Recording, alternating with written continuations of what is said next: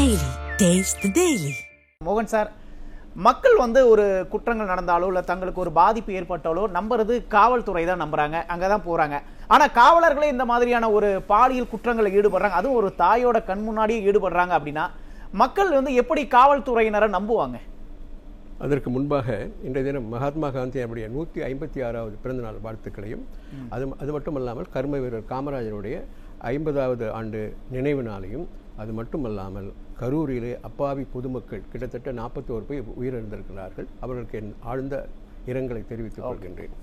அதாவது நீங்கள் குறிப்பிட்டு திருவண்ணாமலை இன்சிடென்ட். திருவண்ணாமலை இன்சிடென்ட்ல 2 போலீஸ்காரர்கள் இதில் ஈடுபட்டிருக்காங்க. அவர்களை போலீஸ்காரர்கள் தவறு யார் தவறு செய்ய, போலீஸ்காரன் இல்ல தனி மனிதன்லாம் கிடையாது, யார் தவறு செய்தாலும் தண்டிக்கப்பட வேண்டியவர்கள் தான். இதுல போலீஸ்காரர்களா இதை இன்வால்வ் ஆயிருக்காங்க. ஓகே, இதுல திருவண்ணாமலையில திருவண்ணாமலையில அந்த ஒரு ரோட்ல அது அங்க ஹோல்சேல் மார்க்கெட், அங்க சொல்றேன், அதுதான் விஷயத்துக்கு தான் வரேன். அதாவது ஒரு தாயும் மகளும் அங்க வந்திருக்காங்க, ஹோல்சேலுக்கு கொண்டு வந்திருக்காங்க வாழை இதுக்காக. அப்போ அந்த இடத்துல அந்த போலீஸ்காரங்க அவங்க காப்பாளர்கள், அவங்க பாதுகாவலர்கள். அது அவங்க மக்களை பாதுகாக்கிறதா இல்ல அந்த பெண்ணை அழைச்சின்னு போயிட்டு அநியாயமா அவங்க இதுல ஈடுபட்டிருக்காங்க. இது வன்மையாக கண்டிக்கத்தக்கது. ஆனால் அதற்கு ஏற்றாற் போல அவர்களை நடவடிக்கை எடுக்கப்பட்டிருக்கிறது. என்ன நடவடிக்கை? இல்ல ஒரே நிமிஷம் சார், நீங்க பல விஷயங்களை நம்ம இந்த மேடையில விவாதிச்சிருக்கோம். எப்ப கேட்டாலும் நீங்க தண்டிக்கப்படணும் அப்படிங்கிற ஒரு கருத்தை முன்வைக்கிறீங்க. இங்க தண்டனையே கொடுக்கல அப்படிங்கறதானே இங்க அப்படி இல்ல, நீங்க இது குற்றச்சாட்டா இருக்கு. வெறும் 2 காவலர்கள் ஒரு இளம் பெண்ணை பாலியல் வன்கொடுமை செஞ்சிருக்காங்க, அதுவும் தாய் கண் முன்னாடி அப்படின்னா அவங்களுக்கு வெறும் சஸ்பெண்ட் தான் தண்டனையா? இல்ல, அதல்ல, அவங்க நீதிமன்றத்தில் நிற்கப்படுவார்கள் என்று குறிப்பிடப்பட்டிருக்கிறது. ஏனென்று சொன்னால் இது டெமோக்ரசி கண்ட்ரி. நீங்களே ஆக்ஷன் எடுக்க முடியாது, நீதிமன்றம் தான் ஆக்ஷன் எடுக்க முடியும், நீதிமன்றம் தான் அவர்களுக்கு தண்டனை கொடுக்க முடியும். அந்த அடிப்படையில் தான் நீங்க அந்த எல்லாவித நடவடிக்கை எடுக்கப்பட்டிருக்கிறது. அந்த அடிப்படையில் இவர்கள் செய்தது யாராக இருந்தாலும் தவறுதான். இரண்டு கான்ஸ்டேபிள்கள் இது மாதிரி செய்வது ஏற்றுக்கொள்ளக்கூடியது அல்ல, மக்களும் ஏற்றுக்கொள்ள மாட்டார்கள். ஆனால் அந்த தவறு முறையாக அவர்களை தண்டிக்கப்பட வேண்டும். அதுதான் இன்னொரு விஷயத்தை பார்த்தனா, இந்த கற்பழிப்பு செஞ்சது சாதாரண ஒரு ரவுடியோ அந்த மாதிரி ஆட்களோ கிடையாது. ஒரு காவலர்கள், 2 காவலர்கள், முதலமைச்சர் கட்டுப்பாட்டுல இருக்க காவலர்கள் செய்யறாங்க அப்படின்னா இதை நம்ம இங்க எப்படி புரிஞ்சுக்க வேண்டியது இருக்கு? முதலமைச்சர் காவல்துறையை கண்டுக்கிறதே இல்ல அப்படின்னு நம்ம புரிஞ்சுக்கணுமா, இல்ல காவல்துறையினருக்கு முதலமைச்சர் மேல ஒரு பயமே இல்ல அப்படின்னு நம்ம புரிஞ்சுக்கணுமா? அப்படி சொல்ல முடியாது. நிறைய டிபார்ட்மெண்ட் அண்டர் சிஎம் கண்ட்ரோல்ல இருக்கு. அதுல one of the main police துறை தான், அதுல மாற்று கருத்து இருக்க முடியாது. இப்போ அந்த போலீஸ் துறையில அவங்க தனி மனித ஒழுக்கம், அந்த தனி மனித ஒழுக்கத்துக்கு சிஎம் ஆக்ஷன் எடுக்கல. காவலர்களை கட்டுக்குள்ள வைக்க வேண்டியது யாரோட பொறுப்பு? கட்டுக்குள்ள தான் இருக்கு. மற்ற காவலர்கள் பாத்தீங்கன்னா நல்ல முறையில் தான் இயங்குறாங்க. இல்ல, நீங்க ஒரு சில நாட்கள்ல வந்த செய்திகள் நம்ம பார்த்தோம்னா காவலர்களே நேரடியா போதைப் பொருள் கடத்துறாங்க, காவலர்களே நேரடியா பாலியல் வன்கொடுமை சம்பவங்களை ஈடுபடுறாங்க அப்படின்னா இங்க எங்க இருக்கு ஒழுக்கம்? காவலர்களுக்கு எங்க இருக்கு ஒழுக்கம்? முதலமைச்சர் என்ன பண்றாரு? தன் கையில இருக்க ஒரு காவல்துறையில் தவறு செய்யறாங்கன்னா அது ஆட்சிக்கு அவப்பெயர்ல பார்வைக்கு சட்டம் ஒழுங்கு எப்படி இதுல பாதுகாக்கப்படும்? சிஎம் பார்வைக்கு வரும்போது அவர் நடவடிக்கை எடுக்கலாம்னு இங்க குற்றம் சாட்டலாம். சரி, எல்லாவித நடவடிக்கை எடுக்கப்பட்டு தான் வருகிறது. சில நேரம் நடவடிக்கை சார் வெறும் பேச்சுல நடவடிக்கை எடுக்கப்படும், நடவடிக்கப்படணும் அப்படின்னு நம்ம பேசிட்டு கடந்து போக முடியாது. நீங்க சொல்ற மாதிரி இல்ல, இது டெமோக்ராட்டிக் கண்ட்ரி சிஸ்டம். அதனால யார் வேணாலும் என்ன வேணாலும் செய்யலாங்களா? ஆனா தண்டிப்பாங்க. அது தண்டிக்கப்பட இதுவரை அவங்களை சஸ்பெண்ட் பண்ணிருக்காங்க நீதிமன்றத்தில். இதுவரை நடந்த ஒரு டேட்டா என்னன்னா, தேசிய குற்ற ஆவண காப்பகம் என்ன சொல்றா, தமிழ்நாட்டுல தான் அதிக பெண்களுக்கு எதிரான பாலியல் குற்றங்கள் நடக்குது அப்படின்னு ஒரு புள்ளி விவரத்தை சொல்றாங்கல்ல, டேட்டா கொடுக்குறாங்கல்ல. அப்ப முதலமைச்சர் என்ன பண்ணி இருக்கணும் சார்? பாலியல் குற்றம் எஸ்பெஷலி நீங்க சொன்னது லேடிஸ்ல ஃபர்ஸ்ட் இடம் மகாராஷ்டிரா, 2வது இடத்திலே தமிழ்நாடு இருக்கு. இல்லன்னு சார், முதல் இடத்துல இருக்கு, அதிகரிச்சிட்டு வருது தமிழ்நாட்டுல. 2வது இடத்துல, 2வது இடத்துல, முதல் இடத்துல 2வது இடத்துல சார் உங்க வாதப்படி அது பாதிக்கப்படுறது அப்பாவி பெண்கள் தானே சார். அது அரசாங்கம் அதுக்கு தலையிட முடியாது. அது தனிப்பட்ட முறையில அவர்கள் செய்த குற்றம். அவர்கள் அரசாங்கம் தலையிட முடியாது சார். போலீஸ்காரங்க குற்றச்செயல்களில் ஈடுபட்டாலும் அரசாங்கம் நடவடிக்கை எடுக்காதா சார்? யார் தவறு செய்தால் அவர்கள் நடவடிக்கை எடுக்கப்பட்டு தான் வருகிறது. நீங்க எடுக்கப்படலன்னா நீங்க சட்டமன்றத்தில் சொல்லலாம். இத்தனை பேர் இந்த எதிர்க்கட்சி தலைவர் தமிழ்நாடு அவரும் சொல்லியிருக்காரு. குறிப்பா திமுக ஆட்சிக்கு வந்த பிறகு தமிழ்நாட்டில் பெண்களுக்கு எதிரான குற்றங்கள் தினசரி நடந்துட்டு இருக்குன்னு எத்தனை தடவை சட்டமன்றத்திலையும் மக்கள் மன்றத்திலையும் எதிர்க்கட்சி தலைவர் பலமுறை சொல்லிட்டாரு. ஆனா இது ஆளும் அரசோ இல்ல முதலமைச்சரோ காது கொடுத்து கூட கேட்காதன் விளைவுதானே இதெல்லாம். இல்ல அவரே எதிர்க்கட்சி தலைவரே இளம் பெண்ணை கொடூரமாக பாலியல் வன்கொடுமை ஆளாக்குவது செய்தி மிகுந்த அதிர்ச்சி அளிக்கிறது, துரித நடவடிக்கை எடுக்க வேண்டும் தான் சொல்லியிருக்காரு. அது அதன் பிரகாரம் நடவடிக்கை எடுக்கப்பட்டு தான் இருக்கு. எதிர்க்கட்சி தலைவர் சொன்ன பிறகுதான் நடவடிக்கை எடுத்தீங்க. அதெல்லாம் இல்ல, நீங்க அதுக்கு நான் வந்து அவர் வந்து குற்றச்சாட்டுறாருன்னு தான் சொன்னேன். அவர் குற்றச்சாட்டு வந்து ஏற்றுக்கொள்ளக்கூடியதுதான். அவர் எதிர்க்கட்சி தலைவர், அவருக்கு எல்லாவித உரிமையும் உண்டு, புரியுதுங்களா? அதனால யாரு தவறு செய்தாலும் அது அரசு வந்து அவங்க மீது உரிய நடவடிக்கையும் துரித நடவடிக்கை எடுக்கணும். அதுல மாற்று கருத்து. உங்களோட வாதத்துப்படியே விருகம்பாக்கத்துல கனிமொழி அவர்களோட கூட்டத்துல திமுகவினர் பெண் காவலர்கிட்ட வந்து அநாகரிகமா நடந்துகிட்டாங்க. ஒரு விஷயம், திமுக கொடி கட்டின கார்ல போய் ஈசிஆர்ல பெண்களை துரத்திட்டு போனாங்க, அதுல என்ன நடவடிக்கை எடுத்தீங்க? காவலர்கள் காவல் நிலைய மரணங்கள் 25க்கும் மேற்பட்ட காவல் நிலைய மரணங்கள் வந்து தமிழ்நாட்டில் திமுக ஆட்சி பொறுப்பேற்ற பிறகு நடந்திருக்கு காவலர்களோட அராஜகத்தால. இப்ப இதுக்கெல்லாம் என்ன நடவடிக்கை எடுத்திருக்கு சொல்லுங்க சார். நீங்க அரசு எல்லா இந்த ஆட்சியும் இல்ல, எல்லா ஆட்சியிலும் வந்து தவறுகள் நடைபெறும். என்ன அப்ப திமுக ஆட்சியில் நடக்கிற தவற நீங்க மறைக்க நினைக்கிறீங்களா? உங்களுக்கு எக்ஸாம்பிள் சொல்லவா? தூத்துக்குடியில வந்து துப்பாக்கி சூடு நடந்தது. அதுக்கு இதுக்கு என்ன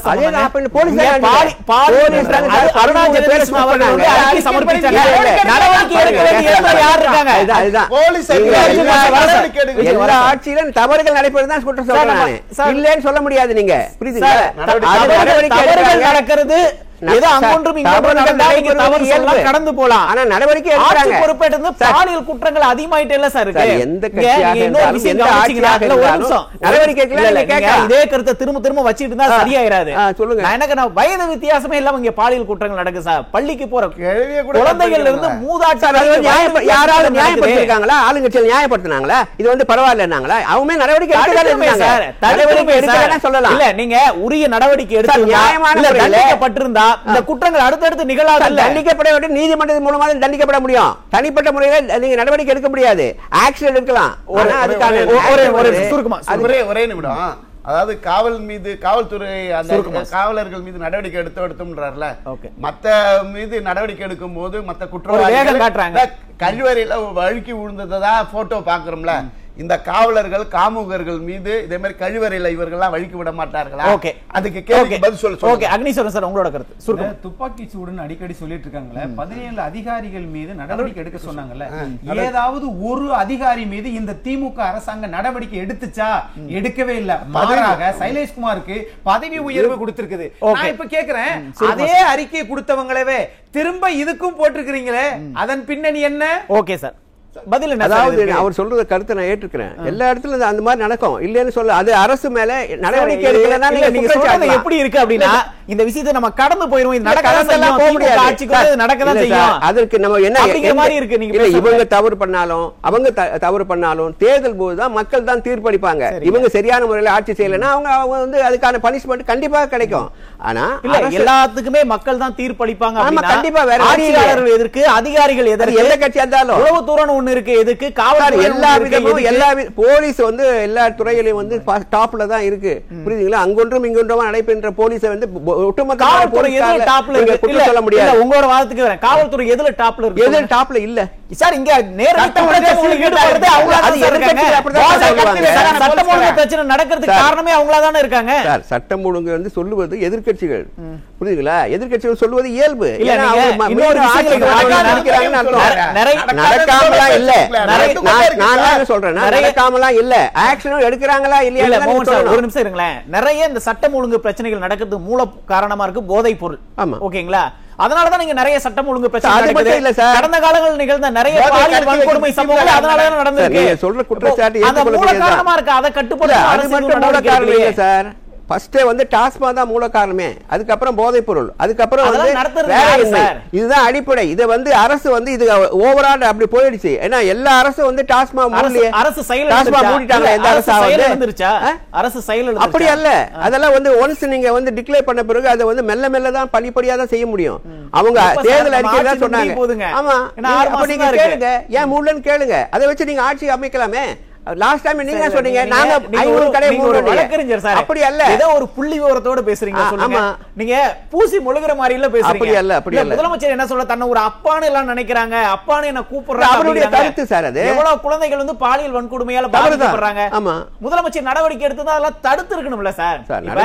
நடவடிக்கை வந்து ரொம்ப கடுமையா இருந்துச்சு அப்படின்னா அடுத்து குற்றம் செய்யறதுக்கு பயப்படுவாங்கல்ல. இங்க அந்த நடவடிக்கை இல்ல, நம்ம என்ன செஞ்சாலும் யாரும் கண்டுக்க மாட்டாங்க, தப்பிச்சிரலாம் அப்படிங்கிற ஒரு குற்றவாளிகளுக்கு இருக்கறனால தான் நடக்குது. சொல்ற குற்றச்சாட்டு ஏற்றுக்கொள்ளக்கூடியதுதான். ஏனென்று சொன்னால் அது நீதிமன்றம் தான் தீர்மானிக்கும் என்ன தண்டனை கொடுக்கணும், அவங்க எந்த அடிப்படையில் அவங்க இந்த வந்து வழக்கில் வந்தாங்க. அப்போ நீதிமன்றம் தான் அது வேணும். அப்போ கடுமையான சட்டங்களை நம்ம உருவாக்கணும், அது பாராளுமன்றத்தில் உருவாக்கணும். அப்படி ஏற்பட்டால் தான் இது போன்ற சம்பவங்களை தவிர்க்க முடியும். அப்ப ஆளும் அரசு எதுவும் செய்யாது. ஆளும் அரசுக்கு இதுதான் அவங்க என்ன ஆக்ஷன் எடுக்கலையா, ஒரு அழுத்தம் கொடுக்கணும்ல. என்ன அழுத்தம்? அது அங்க பார்லிமெண்ட்ல சொல்லணும், அழுத்தம் கொடுக்கணும். அப்பதான் வந்து சட்டம் ஏற்ற முடியும். அதுக்கேற்ற சட்டம் இருக்கிற சட்டத்தை வச்சு நீதிமன்றங்கள் வந்து வழக்கு தொடுக்கிறாங்க, அவங்க வந்து தீர்ப்பளிக்கிறாங்க. ஆக சட்டப்பூர்வமாக தான் எல்லாவித நடவடிக்கையும் எடுக்கப்படுகிறது. நீங்க குற்றம் சாட்டுவது நீதிமன்றத்தை குற்றச்சாட்டுவதாக அமைந்துவிடும். ஆகவே அவர்கள் ஆக்ஷன் எடுக்கலைன்னா நீங்க கேட்கலாம். பாருங்க, ஒண்ணுமே இல்லாம இன்னும் இது கூட சஸ்பெண்ட் பண்ணாம இருக்காங்க, அரெஸ்ட் பண்ணாம இருக்காங்க, அப்புறம் வந்து நீதிமன்றத்தில் அவங்க நிக்க வைக்காம இருக்காங்கன்னா அத்தனை தப்பு சொன்னா கோர்ட்டுக்கு போயிருவாங்க. மக்கள் தீர்ப்பு சொல்லுவாங்க, ஆனா மக்கள் அரசு எதுவும் செய்யாது. அப்ப நீங்களே தீர்ப்பு கொடுத்தீங்களா? அப்ப கடந்த முறை ஒரு நியாயம் எல்லாம் பேசக்கூடாது. நீதிமன்றம் வந்து நம்மளுடைய டெமோக்ரசி கண்ட்ரி சார். நீதிமன்றம் தான் தீர்ப்பு சொல்லணும், மக்கள் தான் தீர்ப்பு சொல்லணும். ஆட்சியாளரோட வேலை தான் என்ன? இந்த டெமோக்ரசி கண்ட்ரி டிக்டேட்டர்ஷிப் இல்ல. ஒரு அரசு தர முடியாது. ஆட்சியாளரோட வேலை தான் என்ன? ஓட்டு போட்ட மக்களுக்கு நீதிமன்றத்தில் கொடுக்க வேண்டியதான அரசோட. தவறுகள் செய்தவர்களை அவர்கள் முறையாக நீதிமன்றத்தில் தான் அவங்க நிறுத்த முடியும். நீதிமன்றம் தான் அவங்களுக்கு வந்து தண்டனை தர முடியும். நிறுத்தி இருக்காங்களா? எத்தனை இப்ப இது கூட வழக்கு எடுத்திருக்காங்களா நீதிமன்றத்துக்கு? எந்த வழக்கு எடுக்கல சொல்லுங்க. அப்ப அப்படி எடுக்கலன்னா சாத்தான்குளத்துல நடந்ததுல inspector Sridhar, sub inspector Balakrishnan, Raghu Ganesh இன்னைய வரையும் ஜெயில இருக்காங்க. அன்னைக்கு லாக்அப் டெத் நம்மளோட ஆட்சியில் நடந்தது. இவங்களோட லாக்அப் டெத்ல நடந்த அத்தனை பேரும் ஜாமீன்ல வெளியே வந்திருக்காங்களா? அதுக்கு உங்களோட ஆட்சியா? சொல்லுங்க, அதுக்கு பதில் சொல்லுங்க. நாங்க இது நீங்க கோர்ட்ல எடுத்து போய் நிறுத்துறோம் போறோம். நீங்க தான் கடுமையான சட்டத்தை போட்டு எடுத்து போய் நீதிமன்றத்துல நிறுத்த மாட்டீங்க. 25 லாக்அப் டெத், 25 இன்ஸ்பெக்டர் ஜெயில்ல இருக்காங்க. இப்ப ஆம்சாங் கொலை வழக்குல வந்துட்டு நீதிமன்றம் எல்லாம் பண்ணிடுச்சு. உங்களுடைய குற்றப்பத்திரிகை எல்லாம் தள்ளுபடி பண்ணிருச்சு. அப்படின்னா உங்களுடைய காவல்துறை என்ன நிலையில இருக்கு? பதில் சொல்லுங்க. நீங்க பாருங்க, நீதிமன்றத்தை குறை சொல்றீங்கன்னு அர்த்தம்.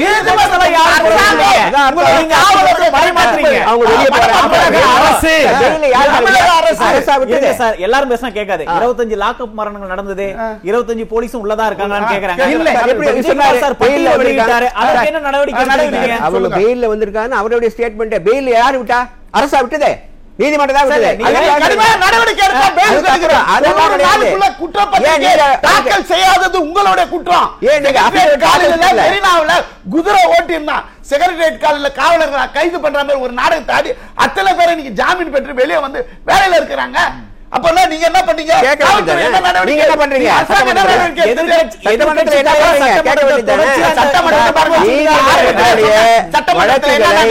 சட்டமன்றத்தில் பேச விடுறீங்களா? நீங்க அப்பாவுக்கு குழந்தை மோகன் சார் திரும்ப திரும்ப சட்டமன்றத்தில் கேட்க வேண்டியதானன்றாரு. ஆனா திரு மோகன் சார் அவருக்கு சொல்றேன், விக்னேஷ் மரணம், தலைமைச் செயலக காவலர் விக்னேஷ் மரணத்தை தமிழ்நாடு மாண்புமிகு எதிர்க்கட்சி தலைவர் திரு எடப்பாடி பழனிசாமி அவர்கள் சிறப்பு கவன ஈர்ப்பு தீர்மானம் கொண்டு வந்தார். ஆனால் முதலமைச்சர் பொய் சொன்னார். ஓகே, இதுதான் உங்க நிர்வாகம். இல்ல எல்லாமே சட்டமன்றத்தில் சொல்ல வேண்டியதான சொல்ல வேண்டியதான அப்படின்றீங்களே. எல்லாமே எதிர்க்கட்சி தலைவர் சொன்னாதான் ஆளும் அரசு செயல்படுமா? சுட்டி காட்டுவதில் தவறு யாரா இருந்தாலும். இல்ல கள்ளக்குறிச்சியில நம்ம எம்எல்ஏ கவன ஈர்ப்பு தீர்மானம் கொண்டு வந்தார். அதன் மீது நடவடிக்கை எடுத்திருந்தா அந்த கள்ளச்சாராயத்துல 66 பேர் செத்துருக்க மாட்டாங்கல்ல. இவர் சொல்ற சட்டமன்றத்துல, உங்க சட்டமன்றத்திலே தானே எங்க நாங்க பேசுறோம் கவன ஈர்ப்பு தீர்மானம் கொண்டு வரோம். அதன் மீது நடவடிக்கை எடுத்தீங்களா? ரொம்ப வேகமா பேசுறாரு. இல்ல சார், அவங்களுக்கு ஒரு ஆதரவாளர் அரசு மெதுவாக செயல்படுகிறார். அதாவது கள்ளச்சாராயத்தை விஷயத்துல அவங்க பேட்டி காண்றாங்க. அப்ப பேட்டி காண்கின்ற பொழுது சொல்றான். அப்ப இந்த ஆட்சியில் மட்டுமா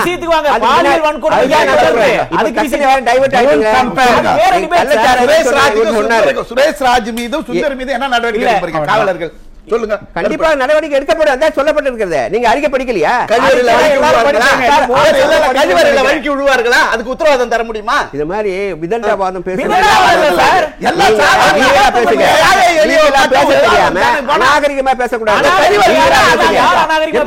நீங்களா பேச தெரிஞ்சா உங்களுக்கு?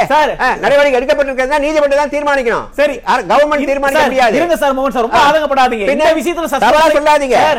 இருங்க சார், நீங்க வந்து திசை திருப்பாது. நான் என்ன கேக்குறேன், இந்த காவலர்கள் விவகாரத்துல சஸ்பெண்ட் பண்ணிருக்கீங்க, அந்த நடவடிக்கை போதல அப்படின்றாங்க. இதுவரை நடந்த பாலியல் வன்கொடுமை விவகாரத்துக்கு என்ன தண்டனை வாங்கி கொடுத்திருக்கீங்க? ஏன் நீங்க நீதிமன்றத்திலே பார்க்கல? எத்தனையோ பாலியல் குற்றங்களை வந்து தண்டிக்கப்பட்டிருக்காங்க. எத்தனை குற்றவாளிகள்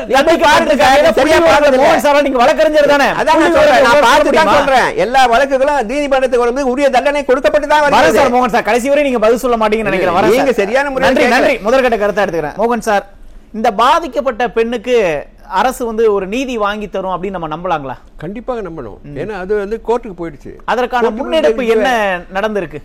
அதற்கான முன்னெடுப்பு இல்ல அதற்கான ஒரு நீதி நோக்கி செல்றதுக்கான இப்போ ஒரு நடவடிக்கை என்ன எடுத்து அதுக்கான குழு அமைச்சிருக்காங்க. நீங்க இது கள்ளக்குறிச்சி தானே? சாரி, அதுதானே சொல்றீங்க? திருவண்ணாமலை சொல்றேன் சார். திருவண்ணாமலை சொல்றீங்க. அப்ப திருவண்ணாமலை இதுக்கு முன்னாடி நம்ம வந்து 50க்கும் மேற்பட்ட குழு அமைச்சிருக்கோம். கரூர் சொல்றீங்களா திருவண்ணாமலை? ஏன்னா நீங்க இந்த காமனா சொல்றதுனால பாலியல் குற்றங்களுக்கு பாலியல் குற்றம் வந்து கண்டிப்பாக நடவடிக்கை எடுக்கப்பட்டிருக்கிறது. நடவடிக்கை எடுத்துக்கொண்டு தான் இருக்கின்றார்கள். அதுல மாற்று கருத்து இல்லை. அடிப்படை காரணம் என்னன்னு பாத்தீங்கன்னா என்னங்க? டாஸ்மா, போதைப் பொருள், வேலையின்மை. இந்த காவல்துறை வந்து எதிர்க்கட்சியாக இருந்தாலும் ஆளுங்கட்சியாக கவனம் செலுத்துறது குறைவாக தான் இருக்கு. ஒரு நிமிஷம் சார், டாஸ்மாக், போதைப் பொருள், வேலையின்மை, இது எல்லாத்தையும் வந்து நிவர்த்தி செய்ய வேண்டியது யாரோட கடமை?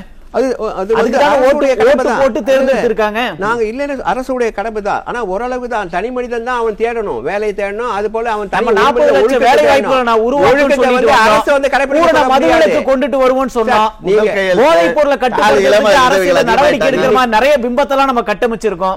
அப்ப அதெல்லாம் வந்து பயன் அளிக்கலையா? இல்ல, இன்னைக்கு தமிழ்நாட்டுல பெண்கள் வந்து தற்கொலை செய்து கொள்கின்றார்கள். 2வது இடத்துல இருக்காங்க. முதல் அதுக்கு யார் காரணம்? அவங்களுடைய அது கேட்கறாங்க. என்ன வாட் இஸ் த ரீசன் கேட்கும்போது அவங்க குடும்ப பிரச்சனையும், அதாவது நோய்வாய்ப்பட்டிருந்தனால அவங்க வந்து தற்கொலை சட்டம் ஒழுங்கு பிரச்சனை ஏன் சட்டம் ஒழுங்கு பிரச்சனை ஏன் நடக்குதுன்னா அது தனிநபர் முன்விரோதம் அப்படிங்கிறீங்க. பெண்கள் ஏன் பாதிக்கப்படுறாங்கன்னா அது தனிநபர் பிரச்சனை அப்படிங்கிறீங்க. அடிப்படை டாஸ்மாக் இருந்து யார் ஓட்டு போட்ட மக்களை வந்து நம்ம பாதுகாக்க வேண்டியது அரசோட கடமை தானே இருக்கு சார். அவங்க ஒரு அசம்பாவிதம் நடக்கிறது காரணம் கேட்டா நடவடிக்கை எடுப்போம். அது அவங்களோட தனிநபர் பிரச்சனை கடந்து போறது வந்து கேட்கலாம் சார். ஆட்சியில் இருக்கணும் அப்படிங்கிற ஒரு கேள்வி வரல. அவங்க எடுக்கிறாங்க, எதிர்க்கட்சியும் குற்றச்சாட்டுறாங்க, அதுல மாற்று கருத்து இல்ல. ஆனா தனி மனித ஒழுக்கம் தான் வெரி இம்பார்ட்டன்ட். அப்படி இல்லன்னா ஒழுக்கம் இப்படிதான் இருக்கும், இப்படிதான் அந்த போதைப் பொருளுக்கு அடிமையா இருப்பாங்க. வேலையின்மையினால பாதிக்கப்பட்டிருக்கின்றாரு.